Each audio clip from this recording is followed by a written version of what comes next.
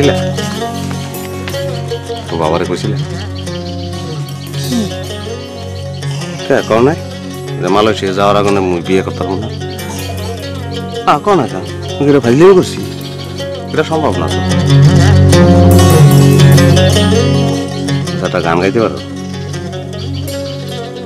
বিদেশ যাইয়া বন্ধু তুমি আমায় বললো না পূজন বাটি সিনেমার গান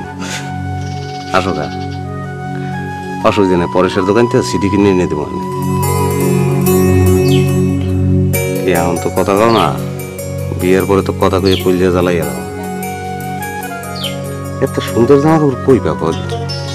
তোমার একটা অন্য দেবা কি করবেন আমার অন্য দিয়ে গায়ে দেবো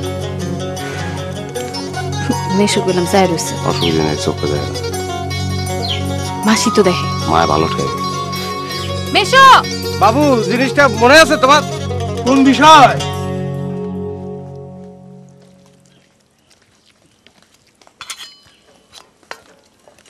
টাকা পয়সার কথা হইলেই তো তোমার কোন বিষয় কে মালয়েশিয়া যাবো কই নেই 2.5 লাখ টাকা লাগবে ওকে আর দোকা কি হলো হাত দাও কেন তুমি চুপ করো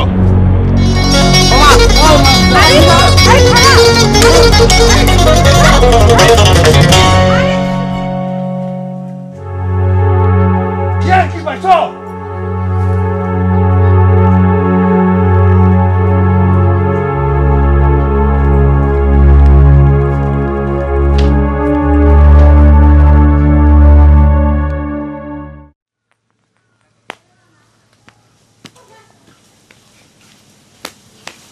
বিজলি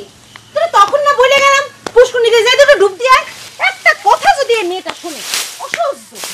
আর ভাল লাগে না এই জীবনটা আর ভাল লাগে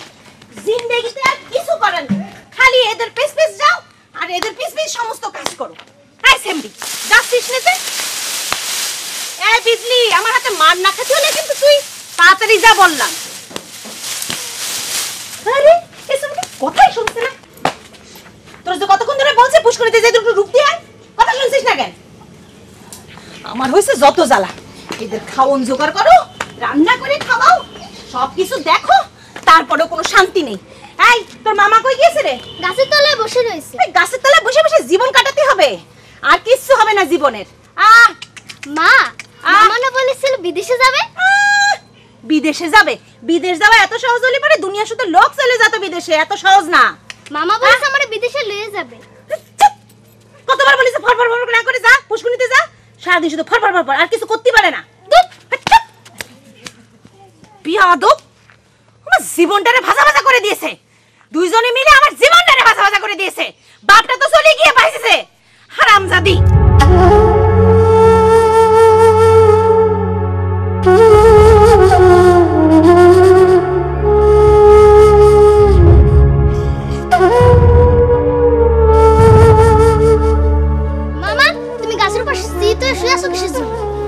এমনি তুমি না বলছিলে বিদেশে যাবা না কেন যাবা না কেন বিদেশে যেতে মেলা টাকা লাগে তোর মামার তো টাকা নেই কেন তোমার কাছে টাকা নেই কেন তোর মামা যে গরিব গরিব মানুষের টাকা থাকে না কেন তুমি গরিব কেন সব করে গরিব থাকলে পারে গাছের মাথায় চিত হয়ে শুয়ে থাকা যায় চিরা কাটা কাটে ঘুমান যায় না খেয়ে উপোস থাকা যায় কি এগুলো আরামের না তুমি না বলছিলে বিদেশে যে টাকা পাঠাবা আমি আমরা বসে বসে খাবো এই